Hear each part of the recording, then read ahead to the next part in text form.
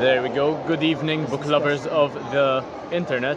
Welcome back to my channel. I am Book Nerd 802 and today I am with Malcolm, or Melko Punchra, aspiring author. I've been speaking with him these past couple of days, some very good ideas. His first question would be, how would you describe your writing process in a couple of steps?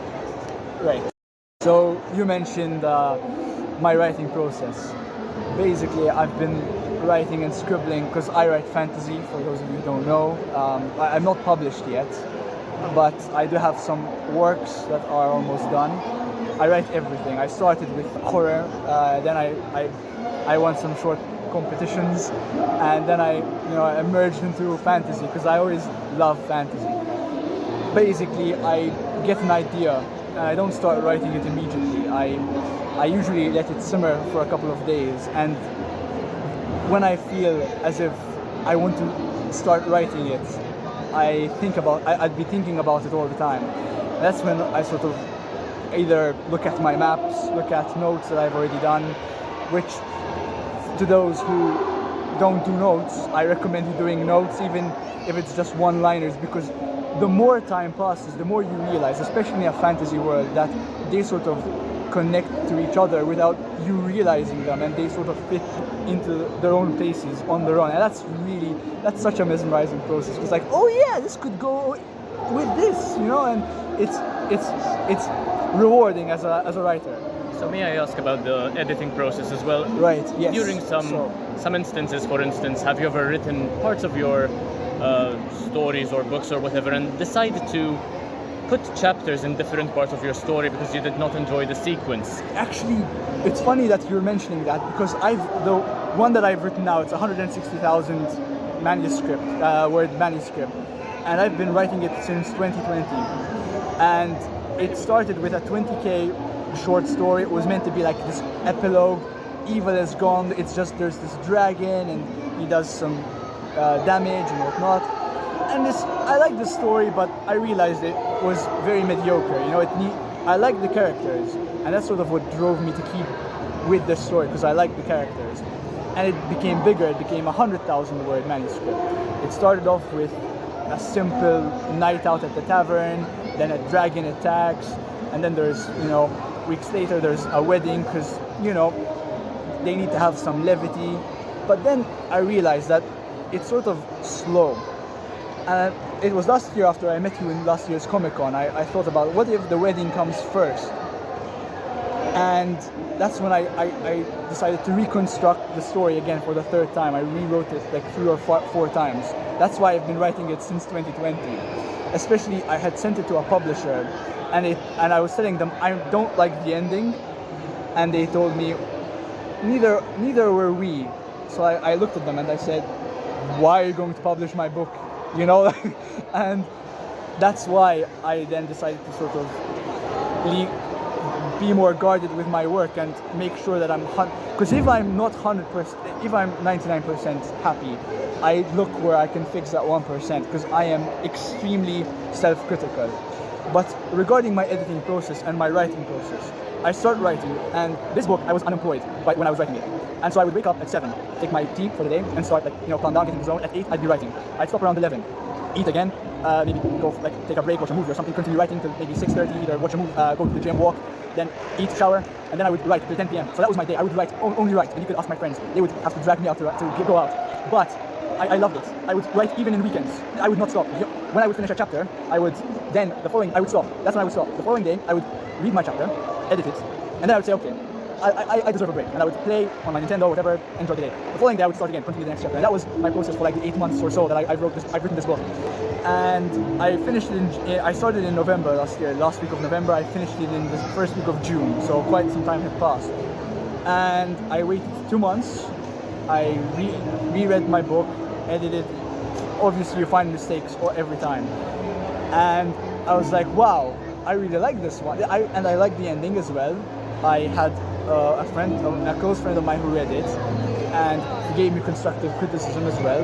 There were parts which I removed because the story would have been, it made the story stay at times, but I did change quite a bit.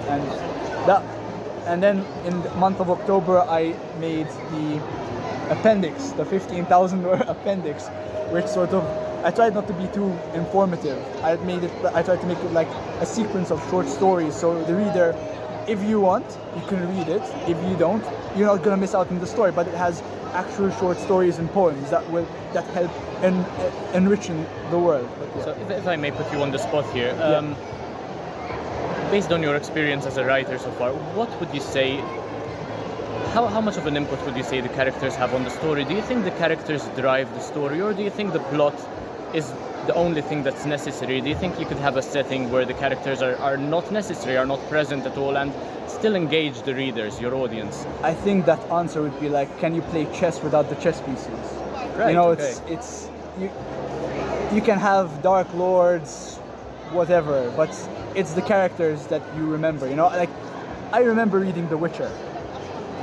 I don't recall seeing much of the hunt. Like I remember the hunt, the wild hunt, but it's more. I recall more the Jaskier, Dandelion, singing on the boat on the way to Oxenford. I recall Geralt's grumpiness. It's the characters that are important, and that's why I'm really happy with this version of the story. It's because I focused on character.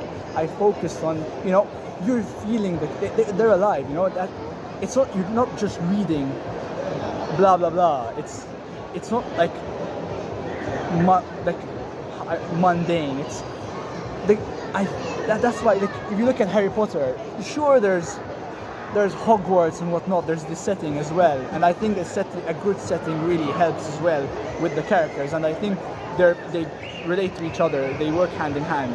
It's like, I think characters are like a big piece of a cog in a machine, whereas the setting would be a smaller piece. So the ambience, you'd say, is definitely necessary, but you would focus more Depends on on the the narration plot. rather than the description, right? I unfortunately have with what I've written so far, I focused a lot, like very Tolkien-esque. So it's very descriptive as well, but it does have narrative. What I'm currently writing, because I want to try and write different. I want to try writing in different styles. I want to eventually write with different POVs, but currently I'm writing something that's witty, more childish.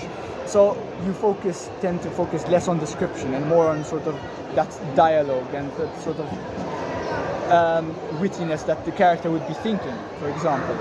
So it's more related to the setting and what you're trying to write. For example, with this one that's done, yes, I focus a lot on description. It's important, like even the gates, I inscribe, like for example, there's the insignia of the king, or there's the sculptures of past kings who ruled, like they're sort of wood, sculpted in wood on top of the gate. And, you know, yeah. Okay, so a final couple of questions, Yeah, since sure, we have go to ahead, draw go this to a close. So It's fine, go do ahead, you have ask. any people you'd say inspired you, people you might know, course. people you've read before? Yeah. Just pick the three you'd say inspired you the most, and tell me why three. very quickly. Just putting alright. you on the spot again there. Alright, But yeah. 3. So I'd say Tolkien for sure. He is what put me into fantasy. You know, I love Tolkien. He's such a good writer. It's what also made me like nature.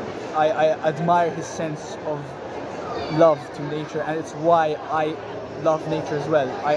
He made me conscious regarding it, and that's why my magic system focuses so much on nature.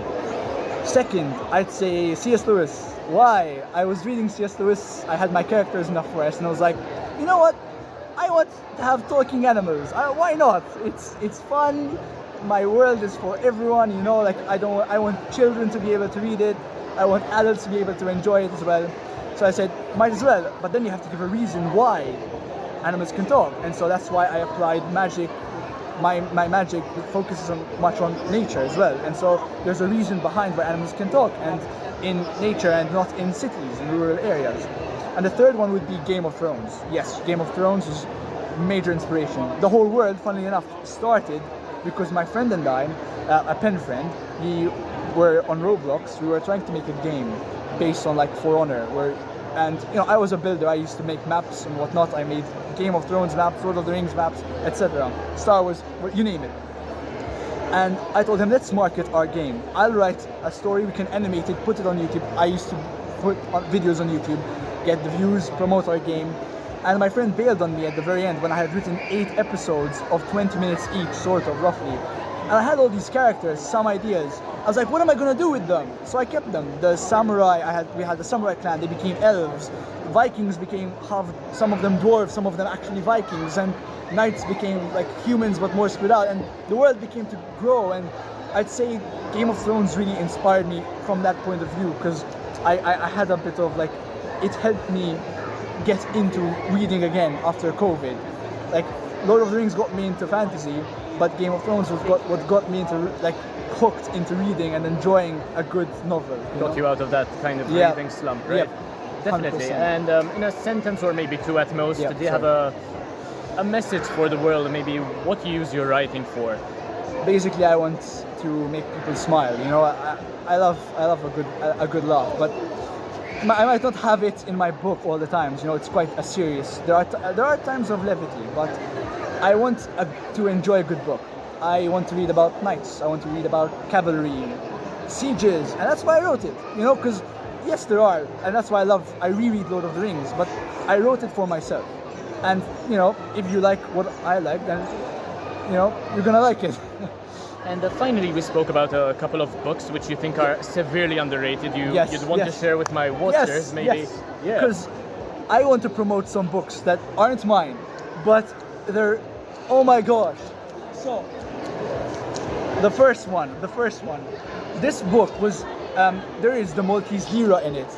My dad sells books, and this was in his store. It was after a book fair, and it was midnight, and I realized this book was in my father's store. I was like, is it a dwarf? And it's Warhammer. Oh my god! I told him, why is it there? Like, you can see how badly it was wet when I saw it. It was completely dirty, and I told him, what? He said, you want it? I told him, yeah, sure. Sure. He's like, take it. And I read it. I was so sure. It's a simple book, but it's about dwarves, and it's called Grudge Bear. It's in the Warhammer Old World, and Grudge Bear is the name of the Warhammer or War Axe, if I Warhammer. And basically they keep grudges, these dwarves, and it's just wars, but I like battles, you know? It doesn't have much of a story, but it's cool. I wanted to share it with you guys because I feel like people should read it. If you want a quick read, you can read it in 3 or 4 hours. You want dwarves, go ahead. It's bizarre, whatnot. The second book, or book series, I got it from Awesome Books. I got it for €25 each. And I'm sure no one knows about it. It's called The Chronicles of Prydain, and look at the artwork, it's beautiful. Unfortunately, the map, I don't want to get out the books because it's a hard time to put them in. But inside there's a map, but it doesn't open. But as you can see, the harp, you can also find this harp in Guinness because it's a Celtic symbology. This book is inspired heavily by Celtic mythology. There's Welsh and a bit of Irish, and it's beautiful. I got to know about it, funnily enough, from a Disney movie, The Black Cauldron, and it's actually the second book, and it was one. And I was looking at I read these 2 years ago, and I was looking at my reviews, and each book that I was reviewing was actually getting better and better because they lead up to the 5th book. You start with this farm boy who eventually becomes the High King. And it was such a good book. There are memorable characters. I think there was Gurgi, there was Ionway, Tarin, who is the main character who becomes essentially the High King. But I remember like these small snippets of stories. I don't remember the full thing, but it's been 2 years. But it's such a good book. And I remember after watching The Black Cauldron, the movie, I'm like, this has a wiki. Why would this have a wiki, a Disney movie with so much lore? And I realized they were 5 books based on Welsh mythology, Alexander Lloyd, and I would recommend them because they're a fun read. If you like Hobbit, Narnia, it's a bridge between the two, and they're really good. So I would recommend you reading them. So yeah, thank you so much for your time, Malcolm. It was lovely chatting with you. Thank you for the having recommendations, me, man. Thank you for your the writing promo. style as well, for sharing that with us. Thank you. Yeah, I hope you managed to find a solid publisher. Your work really deserves to be out there. Hopefully this will help you get some attention as well. So thank you so much. Yeah, thank you so much for your time. Keep reading, time. Definitely. Bye guys.